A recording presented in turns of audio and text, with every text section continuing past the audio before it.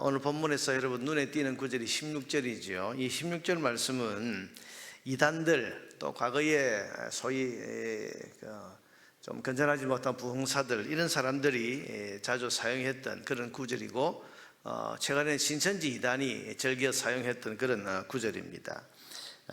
여호와의 책에서 찾아 읽어보라. 이것들 가운데 빠진 것이 하나도 없고 제 짝이 없는 것이 없으리니. 이걸 가지고 이렇게 말하죠. 하나님 말씀은 다 짝이 있기 때문에 그 구절은 한 구절은 그 구절을 해석해주는 짝이 되는 말씀을 찾아서 설명해야 성경을 제대로 알 수 있다. 이렇게 말하면서 자기들 방식으로 성경을 그렇게 해석을 하고 자기들 입맛에 맞는 비유풀이를 하는 그런 데 사용을 합니다.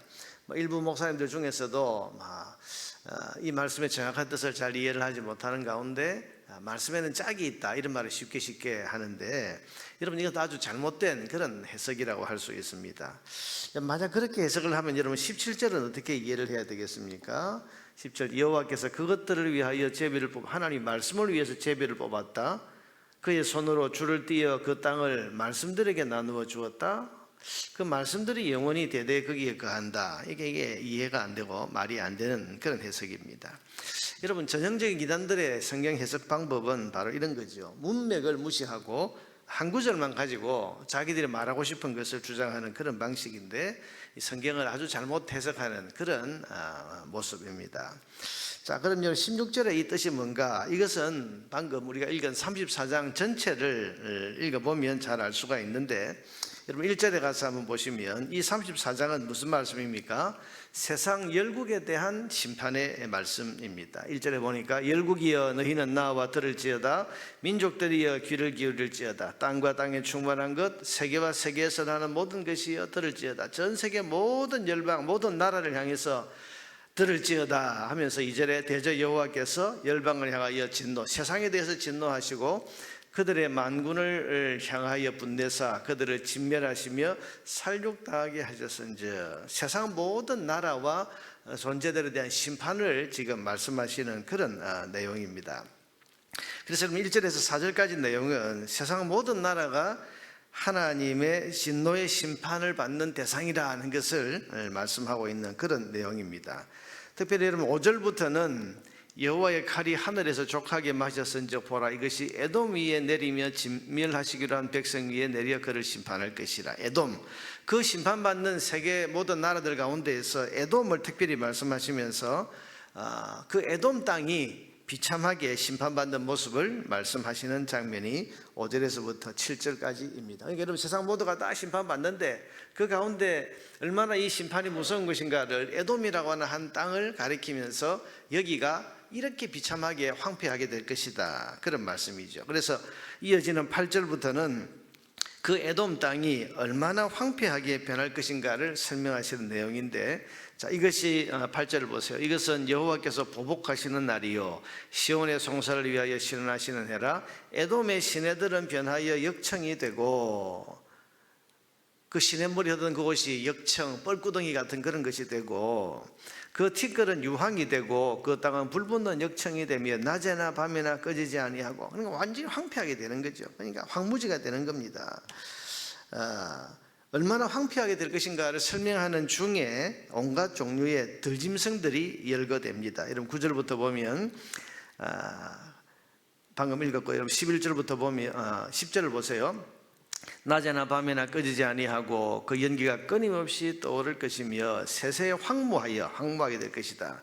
그리로 지날 자가 영영이 없겠고 사람이 못 산다 그런 말입니다. 사람이 살지 못하는 그 땅에 들짐승이 채워질 것이다. 11절에 당아새와 고슴도치가 그 땅을 차지하며 부엉이와 까마귀가 거기에 살 것이라 그러면서 말씀을 하고 있습니다. 13절부터 보면 그 궁궐에는 가시나무가 나고 그 견고한 성에는 엉겅퀴와 새품이 자라고 성냥이의 굴과 타조의 처소가 될 것이니 들짐승이 이리와 만나며 순념소가 그 동류를 부르며 올빼미가 거기 살면서 쉬는 처소로 삼고 부엉이가 거기에 깃들이고 알을 낳고 가서 그 그늘에 모으고 솔개들도 각각 제 짝과 함께 거기에 모이리라. 이 들짐승들이 짝을 지어서 거기에 살게 될 것이다. 여러분 짝을 짓는다는 말이 뭐겠습니까? 이게 한 마리 두 마리 날아오는 것이 아니고 대대로 알을 까고 새끼를 놓고 이렇게 해서 할 그런 짝들이 가득하게 될 것이다. 이 말은 들짐승들이 대대로 계속 거기에 번성하게 될 것이다. 여기 제 짝이란 말이 여기 이제 처음 나오는 거죠.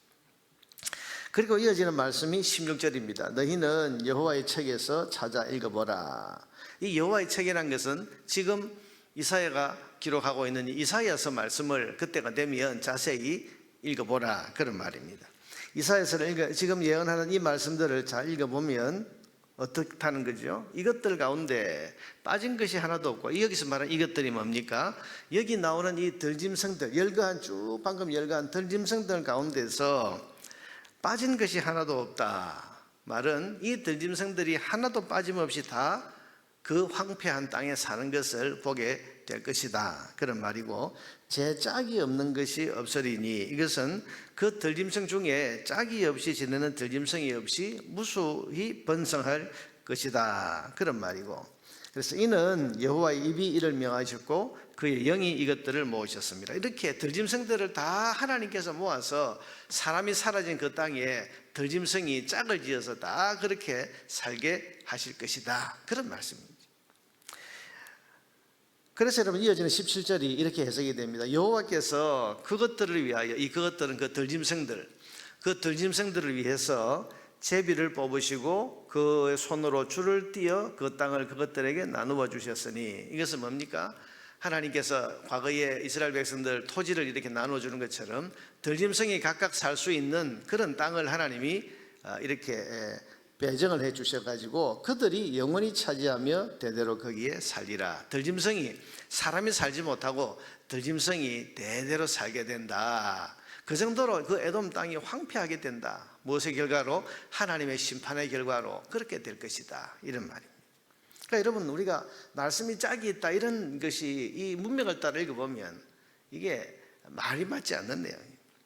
자, 그래서 여러분 우리가 다르게 번역한, 좀 쉽게 번역한 그 번역서를 보면 지금은 이렇게 번역, 우리 지금 개혁개정 이렇게 번역하고 있는데, 우리말 성경이라고 하는 성경이 있는데, 우리말 성경을 보면 우리말 성경 이사야 34장 16절 보시면 이렇게 되어 있습니다.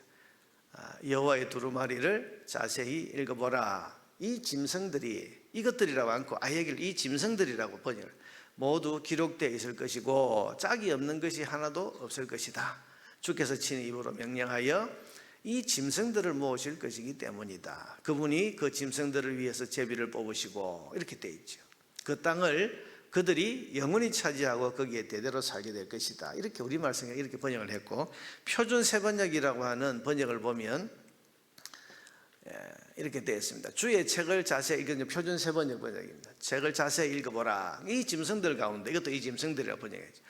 가운데 어느 것 하나 빠지는 것이 없겠고, 그러니까 황폐한 에돔 땅을 보면 이 하나님이 열거하신 짐승들 가운데 빠진 게 하나도 없고 하나도 그 짝이 없는 짐승은 없을 것이다. 주께서 친히 입을 열어 그렇게 되라고 명령하셨고 주의 영이 친히 그 짐승들을 그렇게 모으실 것이기 때문이다 라고 그렇게 했고, 17절 주께서 친히 그 짐승들에게 땅을 나누어 주시고 손수 줄을 꺼 그렇게 나누어 주실 것이니 그 짐승들이 영원히 그 땅을 차지하며 살게 될 것이다. 이렇게 번역을 해 놓은 것입니다.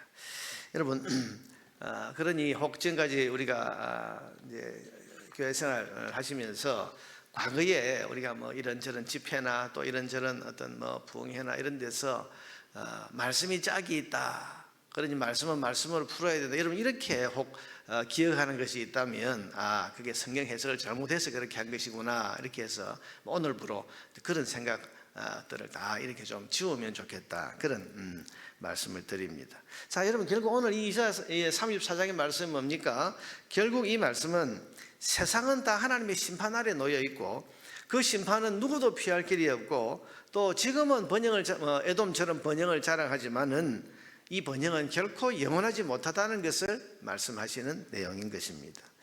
여러분, 그렇습니다. 세상은 지금 하나님의 심판 아래 놓여 있습니다.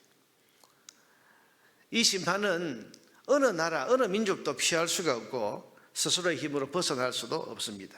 여러분, 지금은 세상 나라들이 다 각각 자기 번영을 자랑하고 있습니다만은 언젠가는 이 세상은 반드시 다 무너져서 들짐승만 뛰노는 황폐한 곳과 같이 다 황폐하게 될 것입니다. 하나님 말씀은 심판을 우리에게 말씀하시는 거예요. 여러분, 이 세상의 모든 사람 심판 아래 놓여 있고, 모든 존재가 심판 아래 놓여 있고, 이 심판은 피할 수도 벗어날 수도 없습니다. 그럼 이 세상에는 희망이 없냐?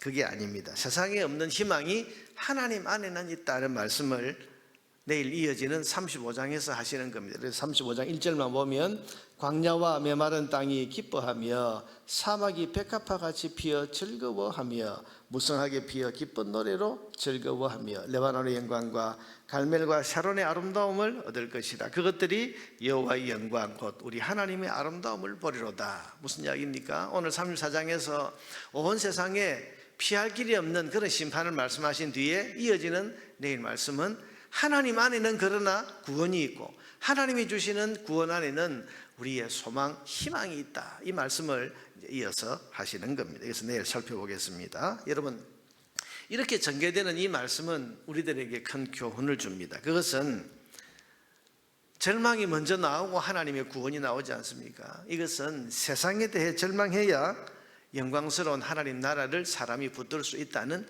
그런 말씀입니다. 여러분, 심판의 무서움을 알아야 하나님이 주시는 구원의 고마움을 알 수 있지 않겠습니까? 심판을 모르는데 구원이 감사하겠습니까? 여러분, 심판을 믿지 않는데 하나님의 구원을 절실히 바라겠습니까? 그렇지 않습니다. 세상에 희망이 없는 것을 알아야 하나님의 영원한 나라를 붙잡을 수가 있는 것입니다. 여러분, 누가 예수 믿을 수 있습니까? 세상에 희망이 없는 것을 아는 사람이 예수님을 믿을 수 있습니다. 세상이 하나님의 심판 아래 놓여 있다는 사실을 깨닫는 사람이 예수 믿을 수 있습니다. 세상에 대해 절망해야 하나님 안에 있는 희망을 발견할 수 있는 것입니다. 그러니 여러분, 우리는 예수 믿는 믿음의 사람, 이미 구원받은 사람으로서 다시 한번 이 사실을 우리가 붙들고 살아야 됩니다. 이 죄악 세상은 이미 하나님의 심판 아래에 있고 여기에는 더 이상 희망과 소망이 없고 반드시 심판받는다는 사실을 우리는 분명히 믿어야 됩니다. 뿐만 아니라 그러므로 심판받는 세상 영광을 추구하고 심판받는 세상의 뭔가를 얻기 위해서 몸부림치며 사는 인생이 아니라 영원한 하나님 나라를 바라보고 붙들고 사는 인생으로 우리가 살아야 한다는 사실을 우리는 순간순간 확인하고 순간순간 붙들고 그렇게 살아야 하는 거예요. 여러분, 심판받는 세상에 무슨 영광이 있겠습니까? 잠시 영광스럽게 빛나지만은 그 영광에 무슨 소망이 있겠습니까? 영원하지 않습니다. 심판받을 겁니다. 황폐화될 것입니다. 오직 우리의 희망은 하나님 나라, 영원한 하나님 나라에 있고 하나님 주시는 구원에 있고, 그래서 오늘 우리가 믿고 섬기는 하나님을 붙들고 영원한 하나님 나라에 소망을 두고 사는 것이야말로 우리가 이 땅을 하나님의 말씀의 진리대로 제대로 살아가는 길이라는 사실을 분명히 여러분 기억하시기를 바랍니다. 우리는 심판받는 이 세상에 속한 자로 살아서는 안 됩니다. 우리가 이 세상에 살지만 심판받는 이 세상의 것을 붙들고 이 세상의 것을 의지하고 이 세상의 것에 소망을 두고 사는 그런 이 세상에 속한 자로서 사는 것이 아니라 영원한 하나님 나라를 바라보고 하나님이 이루실 구원의 그 성취를 우리가 바라보면서 영원한 하나님 백성으로서 살아가는 즐거움을 우리가 노래하며 누려야 하는 것입니다. 오늘 이 새벽에 우리가 기도하러 나오고 와서 하나님 말씀 듣고 기도하고 하나님과 교제를 나누는 것은 우리가 이 땅에 속한 자가 아니라 영원한 하나님 나라에 속한 사람이기 때문에 지금 이렇게 나와서 새벽 첫 시간 하나님을 만나는 거 아닙니까? 이 영원한 하나님 나라에 속한 자로 사는 즐거움과 기쁨을 우리가 늘 누리며 살아야 되고, 하루 온종일 살면서도 심판받는 이 세상의 기준을 따라 사는 이 세상의 백성이 아니라 영원한 하나님 나라에 속한 백성으로서 하나님의 진리와 하나님 나라의 영광을 바라보면서 그렇게 하루를 살 때 우리는 보람 있는 의미 있고 가치 있는 인생을 살아갈 수 있게 되는 것입니다. 오늘 하루를 사는 동안도 여러분 심판받는 이 세상에 속한 자가 아니라는 그런 확신 가운데서 영원한 하나님 백성으로 사는 것을 기뻐하고 감사하면서 그 하나님 나라의 백성된 삶을 오늘도 힘있게 살아가는 저와 여러분 되기를 주의 이름으로 축원합니다.